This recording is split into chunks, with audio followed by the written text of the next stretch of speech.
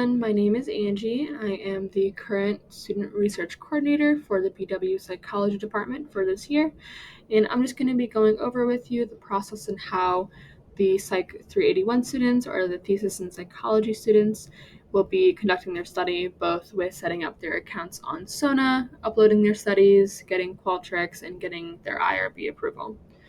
So this first page is just going kind of like an overview about what my role is, which is essentially going to be the bridge between Psych 100 students who are going to be completing these surveys for their research credit, and between you guys, the thesis students, who are going to be the ones creating these studies and conducting them. So all of my information down here is mostly for you guys, because I'm going to be that intermediate person between you uploading your information and it being active and available for the Psych 100 students. So I've got my office hours for the fall semester down here. However, my email, my office location, and the office phone is going to be the same no matter what. And I also have this Calendly link. So if you want to schedule a meeting that's within my office hours, all you have to do is press that link and schedule a time within the allotted time frames, and it'll show up in my calendar and you are all set if you want to make sure to have a specific amount of time with me.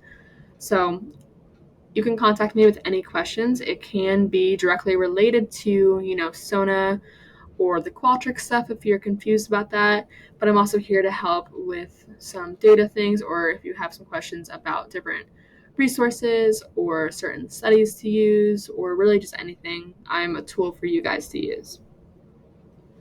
So this first aspect of this handout is just kind of the process that's going to be explained in this. Kind of like I said, going to be going over the IRB form, the Qualtrics setup, and the SONA system uploading studies and getting that approved through me. But the first thing you have to do before you can get your study approved is you have to submit your IRB form, and that has to be approved. So all of the IRB information can be found at this link. It can also be found if you look up the BW Office of Responsible Research. I'm just going to show you this right here. I would highly, highly, highly recommend reading through all of this information right here. It is essential for this Office of Responsible Research. Since you are doing research with human participants, there's a lot of underlying factors and things you need to take into consideration when conducting your research. So all of these I recommend reading before you really delve into your conduction. So another really important aspect is this review criteria, because you are going to be looking over human subjects research. So all of this is going to be required for approval. And the other important part on this page is what are the specific steps for this IRB application. So the first one is going to be completing your city training, because you need to upload that certificate in your application. And then your second step is doing the informed consent documentation, which you are actually going to be posting on your Qualtrics survey as well if you're choosing to do it online, or have them sign in person if you're choosing to do an in-person study. So it's really important to have this set, and this is normally where a lot of IRB approvals get or IRB submissions get denied, is if this informed consent form is incorrect. And then after that, you just need your supporting materials, and then you submit the application using this portal. This link is also available on the handout that I posted, but you have it on this website as well. All right, so after you get your IRB submitted, that is going to take a little bit of time because they have a lot of things to review for every person, and you and all of your classmates are going to be submitting this at the same time. So you have to try to get in as early as possible, but use your time wisely while you're waiting for that approval. And what you should be doing is doing your Qualtrics survey, if that is your method of survey that you're doing, or getting all of your in-person situations set up by emailing me or emailing Barbie for getting your room schedule set up, or if you need any other aspects or tools or materials. So we're going to be going over the Qualtrics aspect today. The easiest way to access Qualtrics is just looking up BW Qualtrics. because anyone with a BW account has access to the Qualtrics website and a Qualtrics account. So when you click this link, it's going to see the Baldwin Wallace in the domain, and you're actually going to sign in with your BW username and password, the same that you would sign in to Canvas or My Records. I just am already signed in because I've signed in a few times already.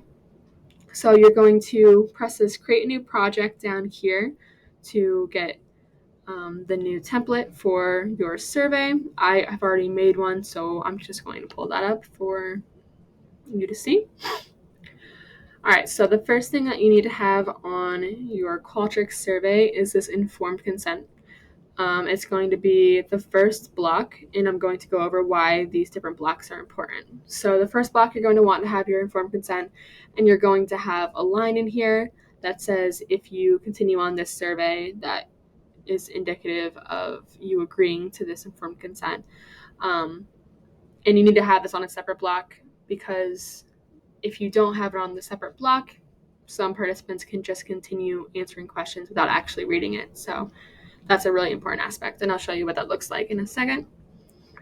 And then you want to have your demographics or your eligibility criteria immediately after the informed consent form, because if someone does not fit your eligibility, you don't want to waste their time having them answer a bunch of questions that are not going to be valid for your survey anyway.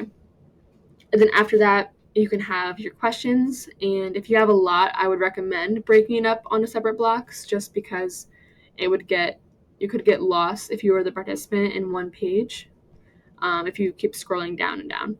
So I'll show you what these blocks look like and why they are so important.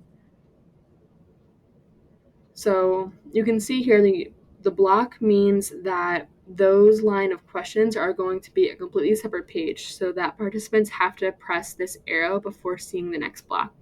So that's why you're going to have them agree to the informed consent form before they can continue answering any questions related to your research.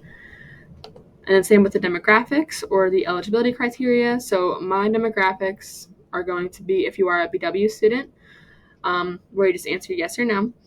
And then the last part is going to be my questions. But if I had, let's say, 20 questions, I wouldn't want to be a participant, especially if you were on your phone, as you can see on this side. I'm going to get lost if there are a bunch of questions down here. So you want to split it up into numerous different blocks. I highly recommend using this preview option in Qualtrics to see what it would look like when answering on the computer or the phone, so you know if it's going to be too busy or not, or if you need to split it up some more. All right, so for the demographics or the eligibility criteria, why that's so important to have it on a separate block is because, like I said, if they do not fit into a certain eligibility, you don't want to have them to continue answering questions. That's more data that you have to filter through that you cannot use.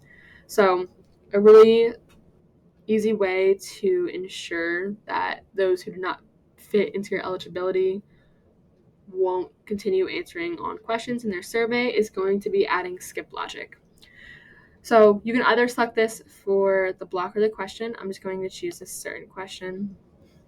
So if you go down on this edit question that pops up once you actually highlight the specific multiple choice or whichever formatting of question you choose, you're going to go down and you're going to press this skip logic. So for my eligibility, I'm going to say that all my participants have to be BW students. So if they press no, that they're not a BW student, I don't want them taking my survey. So I'm going to press this skip logic, and it's going to allow me to skip from this question to the end of the survey, completely just end of the survey, if no is selected, right? Because we don't want them, or we do not want non-BW students to answer these questions. So, and now that skip logic is there, if we go back to the preview, I agree to my informed consent, continue on, and then I'm going to answer no. So instead of being directed to the next block with all the questions of my research, I'm just going to be directed to the end so I can no longer continue answering the questions. So I would highly recommend using that for your eligibility criteria. And then the rest of this link, I have some more resources here that is going to be more basic, but then also the complex formatting you can do in Qualtrics. Some of it can be really convenient depending, of course, on what you're looking for and what you're trying to do. But you're welcome to do this. If you're welcome to look through these if you need some more assistance, or you can just come to me.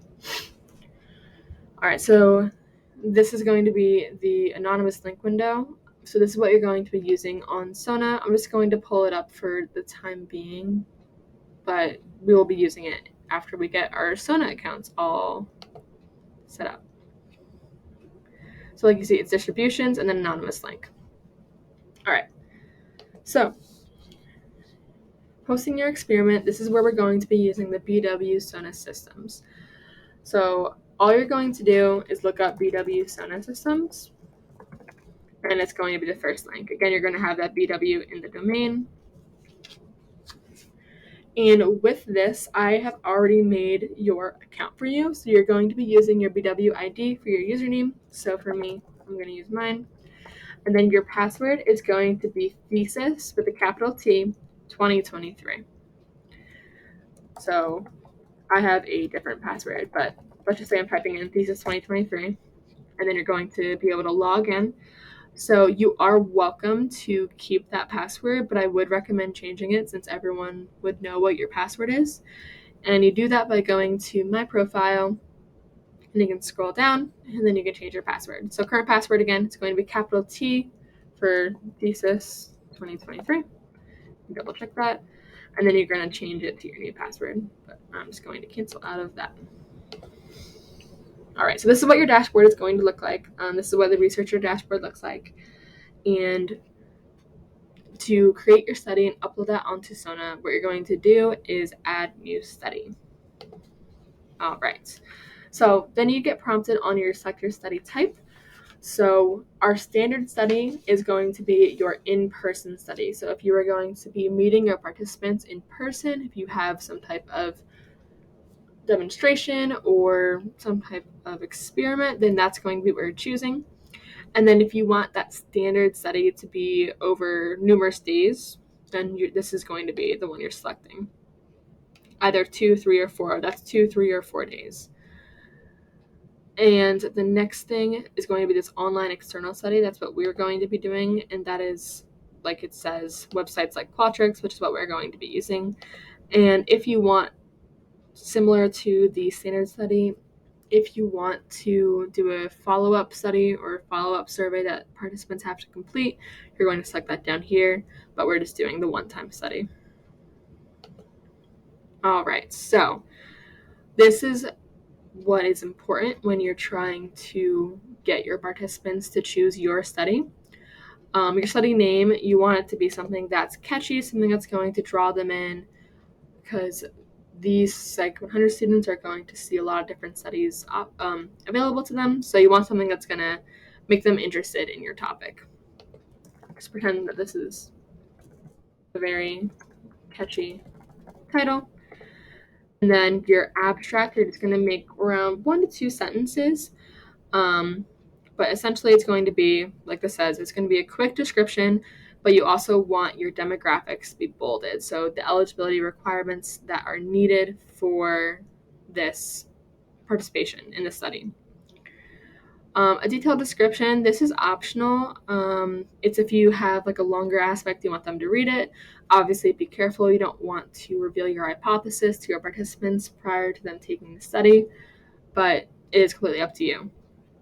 And then these eligibility requirements, these will pop up when they click on the study, but they're also going to be on the side.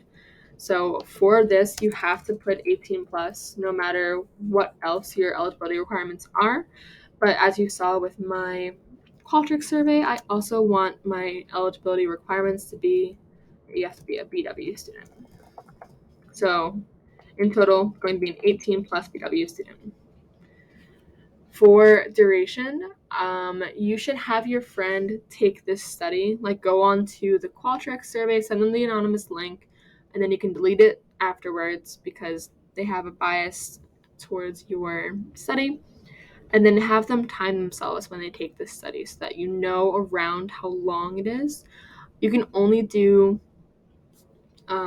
minutes in tens, so you can have to round up or round down depending on it.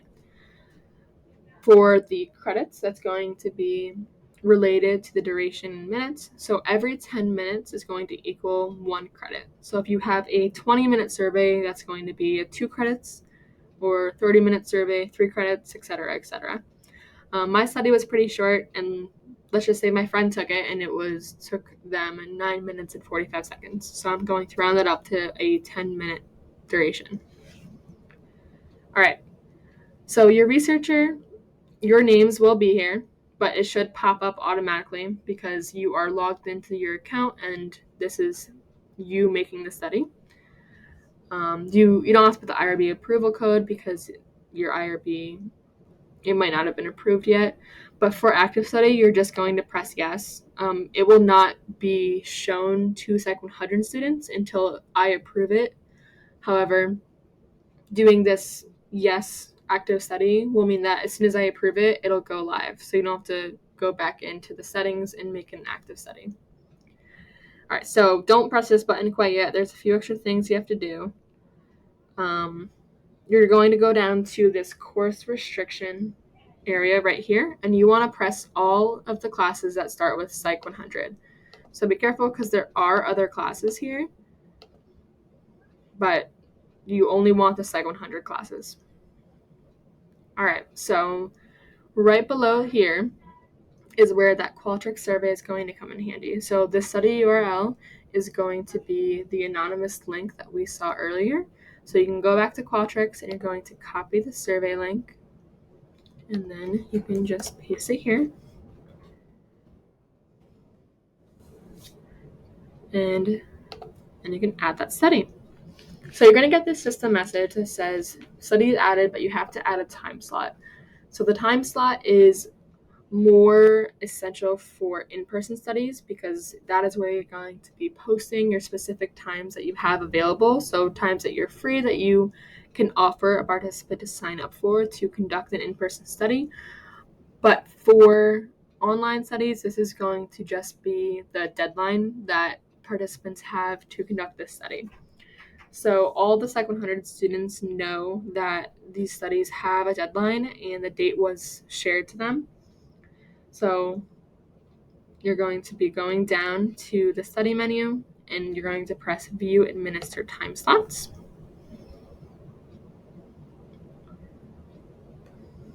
And then you're going to click Add a Time Slot up here.